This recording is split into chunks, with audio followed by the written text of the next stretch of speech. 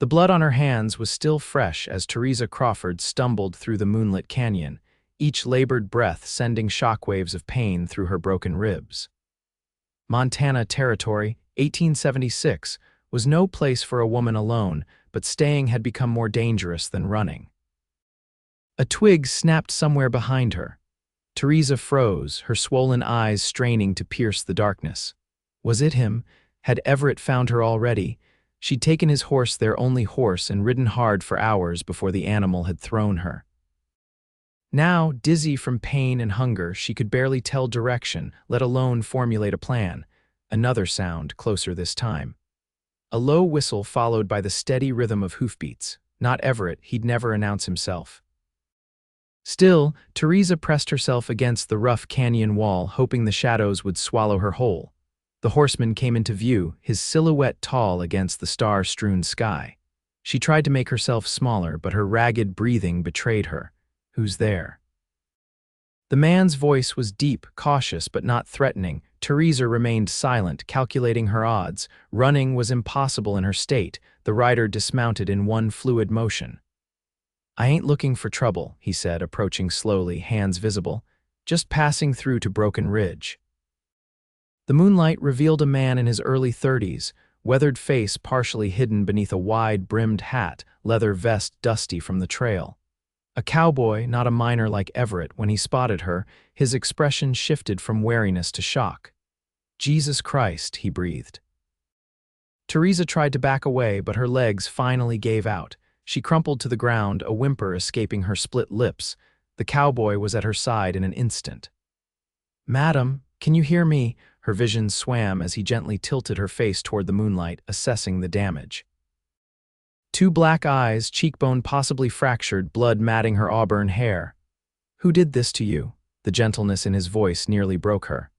"My husband," she whispered, each word a struggle. "He'll kill me if he finds me." The cowboy's jaw tightened. He glanced around, then made a decision.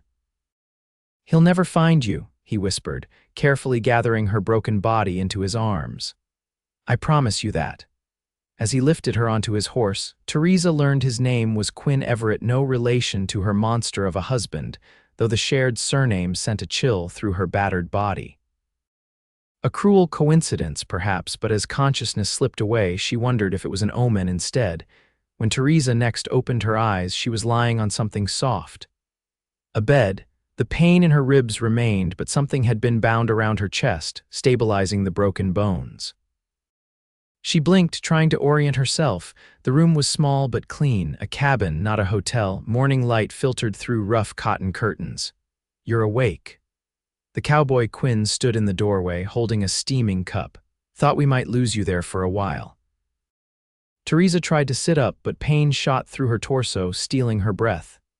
"Easy now," Quinn said, crossing to her bedside. "Doc Holloway says you've got 3 broken ribs, and that's not counting the rest of it." "Doctor," fear seized her heart, "you took me to town." "If word gets around, whoa there," Quinn held up a hand. "We're at my place, about 20 miles outside Broken Ridge. Old Doc makes house calls for those who can pay." He set the cup on a small table beside the bed. "And I told him you fell from your horse, nothing more." The tension in Theresa's shoulders eased slightly. "Thank you." Quinn nodded, his expression unreadable. "Broth's hot. Think you can manage?" She accepted the cup with trembling hands. After a few sips, she asked, "Why help me? You don't know me." Quinn leaned against the wall, arms crossed. "Don't need to know you didn't deserve what happened." He studied her for a moment. "Got a name, Theresa." She hesitated. "Theresa Crawford." "Well, Miss Theresa, you're welcome to stay until you heal up. After that." He let the sentence hang. "After that, I'll be gone," she finished firmly. "I can't stay in one place, he'll be looking." Quinn didn't argue, just nodded. "Rest now, we'll figure the rest out later." For 3 days, Theresa drifted in and out of consciousness, fever claiming her as infection set in from a deep cut along her shoulder blade. Quinn cleaned and dressed the wound faithfully, following Doc Holloway's instructions. When delirium took her, he sat beside the bed, speaking softly about his ranch, his cattle, anything to anchor her to the world. On the 4th morning, Theresa woke clear-headed, the fever broken. Quinn was asleep in a chair beside the bed, his long frame awkwardly folded into the small space, hat pulled low over his eyes. She studied him properly for the first time, strong jawline covered in several days' stubble, hands calloused from years of ranch work. Despite his imposing build, there was something gentle about him, evident even in sleep. As if sensing her gaze, Quinn stirred, pushing his hat back. Their eyes met. "Morning," he said, voice rough with sleep. "Fever broke sometime in the night. You stayed," Theresa observed. Quinn stood, stretching out the kinks in his back. "Said some things in your sleep. Thought you might need someone here when you woke." He didn't elaborate, and Theresa was grateful. The nightmares had been vivid. Everett finding her, finishing what he'd started. "Thank you," she said simply. "For everything," Quinn nodded, then gestured to her bandaged ribs. "Doc's coming by today to check those. Think you could manage some real food?" The idea of solid food made her stomach growl, answering for her. Quinn chuckled, a warm sound that somehow eased the constant knot of fear in her chest. "I'll see what I can rustle up." While Quinn prepared breakfast, Theresa took stock of her injuries. The swelling around her eyes had subsided, though the bruising remained vivid. Her ribs ached fiercely, but the binding helped. What worried her most was how long she'd need to recover. Every day she remained in one place increased the risk of Everett tracking her down. Quinn returned with a plate of eggs and bacon. Setting it on her lap, he pulled the chair closer to the bed. "Mind if I ask you something?" he said after she'd taken a few bites. Theresa tensed but nodded. "Your husband. He in the mining business." The fork paused halfway to her mouth. "How did you know?" Quinn gestured to her hands. "Noticed the cold dust under your nails, hard to wash off completely. And your wedding bands got black in the engraving." Theresa glanced at the gold band she still wore, more out of habit than sentiment. She'd need to sell it eventually. "Yes," she admitted. "Everett owns a claim near Silver Creek, doing well enough to open a second shaft." She set her fork down, appetite dimming. "That's when it got worse. The more successful he became, the more he drank. The more he drank. The more he used you as a punching bag," Quinn finished, his voice hard. Theresa flinched at the bluntness but nodded. "I kept thinking it would stop. That he'd remember the man I married." Her voice dropped to a whisper. "But 4 nights ago he came home raging about a collapsed tunnel, 2 men dead. He blamed me for bringing bad luck." She touched her ribs gingerly. "Said he'd beat the devil out of me if it was the last thing he did." I believed him. Quinn's hands had clenched into fists, but his voice remained controlled. "How'd you get away?" Waited till he passed out. "Took his horse and what little money I could find." Tears stung her eyes. "I've never stolen anything in my life, but I knew if I stayed." "You'd be dead," Quinn said flatly. "You did what you had to do." Doc Holloway arrived mid-morning, a wiry man with spectacles and a perpetually worried expression. He examined Theresa's ribs, proclaimed the binding well done, and applied a foul-smelling salve to her facial bruises. "Keep her resting for at least another week," he instructed Quinn. "Those ribs need time." After the doctor left, Theresa sat on the edge of the bed, frustrated. "A week? I can't stay that long." Quinn leaned against the doorframe. "You got somewhere pressing to be. That's not the point. Everett has friends, connections. Word travels. We're 20 miles from the nearest settlement, and I ain't exactly the social type. No one comes out this way except Doc and the occasional supply wagon." Theresa shook her head. "You don't understand what he's capable of." Quinn's expression darkened. "I understand better than you might think." He pushed off from the doorframe. "Rest up. I've got chores to tend to." As the days passed, Theresa's strength gradually returned. Quinn brought her books from his modest collection, mostly dime novels and a few dog-eared volumes on cattle breeding. By the end of the week, she was able to move around the cabin, though quick movements still left her breathless with pain. Quinn's ranch was small but well managed. 15 head of cattle, 2 horses besides his own gelding, and a vegetable garden that provided most of their food. He lived simply, with few luxuries, but the place had a warmth to it that Theresa found herself drawn to. One evening, as they sat on the porch watching the sunset, Quinn finally shared his story. He'd come west after the war, looking for a fresh start. Bought the land cheap from a widow heading back east, worked it alone save for occasional help during calving season. "No family?" Theresa asked. Quinn shook his head. Had a brother once, lost him at Gettysburg. His fingers absently traced a scar along his forearm. Parents gone before that. I'm sorry, she said softly. He shrugged. Long time ago now. Is that why you helped me? Theresa asked after a moment. Because you're alone too, Quinn considered her question. Maybe partly, but mostly. He looked at her directly. No one deserves what happened to you, and if I'd just ridden past, left you there, I'd never have forgiven myself. Their eyes held for a long moment before Quinn looked away, clearing his throat. Getting chilly. Best head in. 2 weeks after Quinn found her in the canyon, Theresa was helping prepare dinner when they heard hoofbeats approaching. Quinn motioned for her to stay inside, grabbing his rifle from beside the door. Theresa watched through the window as a rider approached, not Everett, but a stranger in a marshal's coat. Her heart hammered against her broken ribs. The two men spoke for several minutes, Quinn's posture revealing nothing. Finally, he nodded and the marshal rode away. When Quinn returned, his expression was grim. What is it? Theresa asked, fear tightening her throat. Marshals looking for a woman who stole a horse in Silver Creek. Quinn set his rifle down. Says her husband's offering a reward. The floor seemed to tilt beneath her. Did he describe me? Young woman, auburn hair. Quinn met her eyes. Said she might be injured, fell during her escape. Theresa sank into a chair, trembling. He's lying, he did this to me. I know, Quinn's voice was firm. Told the marshal I hadn't seen anyone matching that description. Relief washed over her, followed quickly by renewed fear. But they're looking, it's only a matter of time. Quinn knelt before her, taking her hands in his. They were warm, calloused, steady. Listen to me, Theresa, I meant what I said that first night. He won't find you. You can't promise that. I can and I do. His gaze was unwavering. But we need to get you further away. Montana territory's too close. A flush crept up Quinn's neck. Figure you could use someone watching your back a while longer. Something bloomed in Theresa's chest, unfamiliar after so many years of fear, hope, perhaps, or something deeper.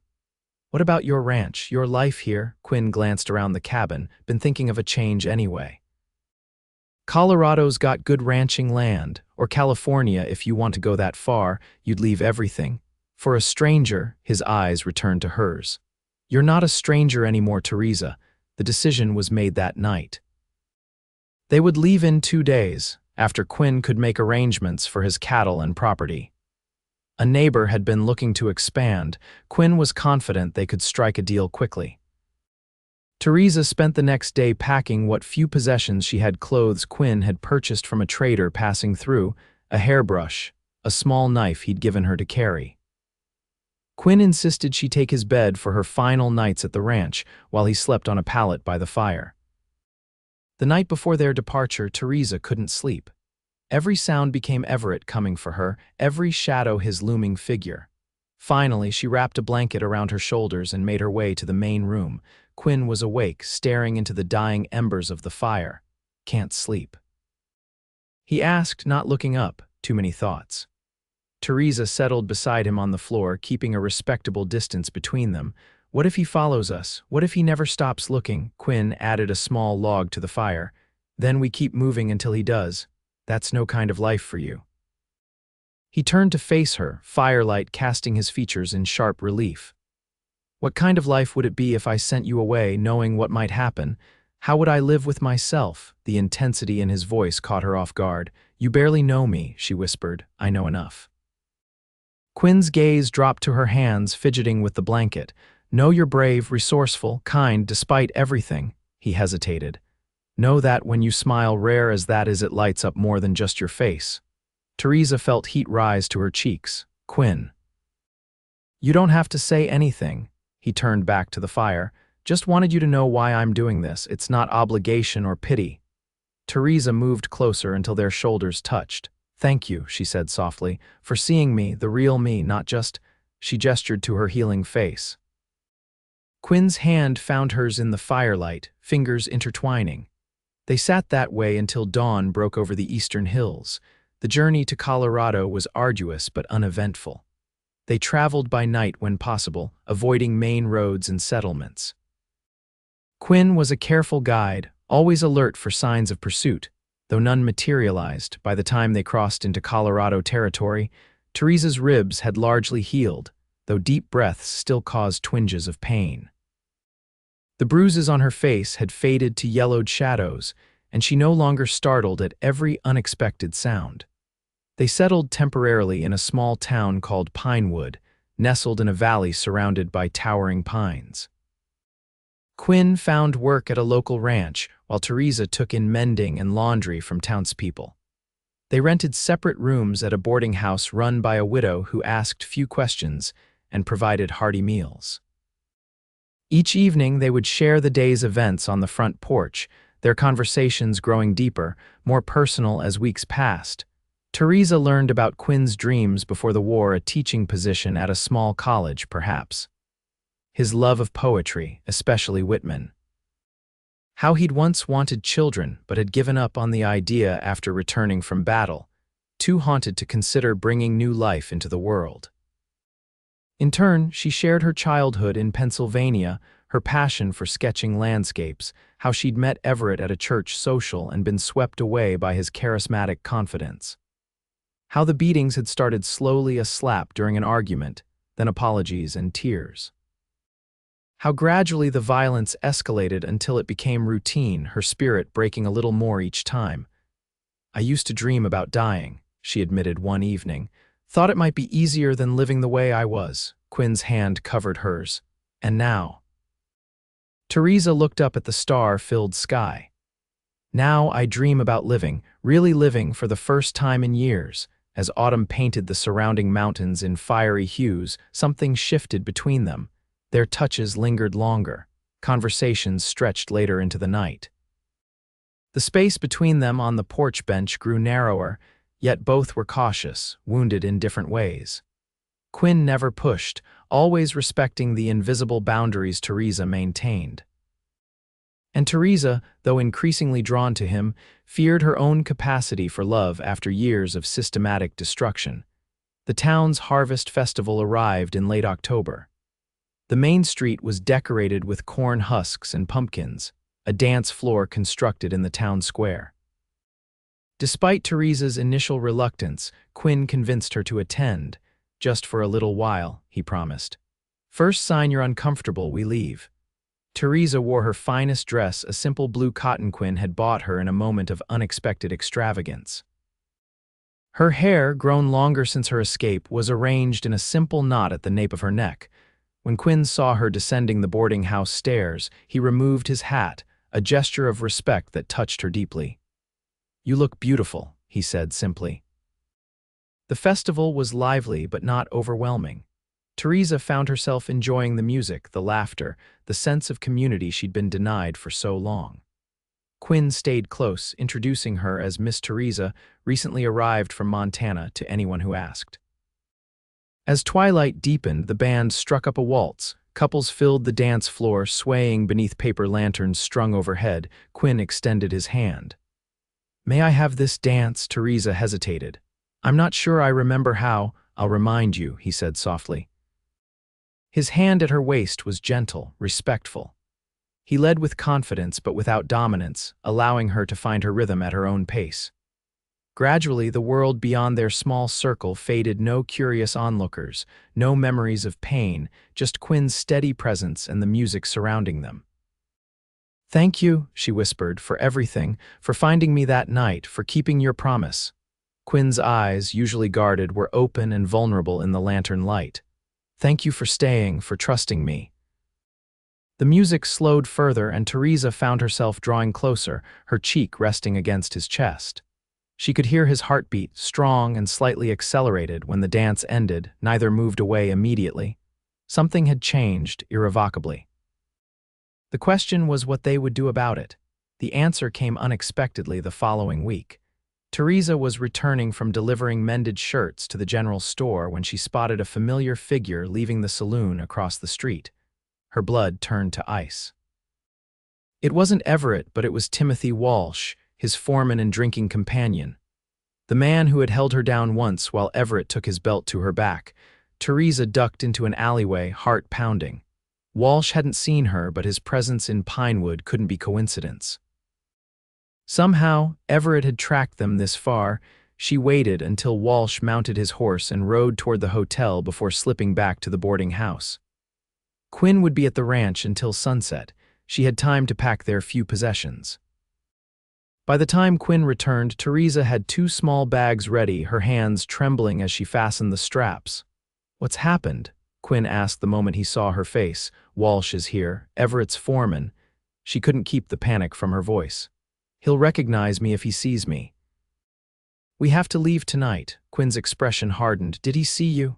"No, but it's only a matter of time." "Where was he headed?" "The hotel, I think." "Quinn, please, we need to go."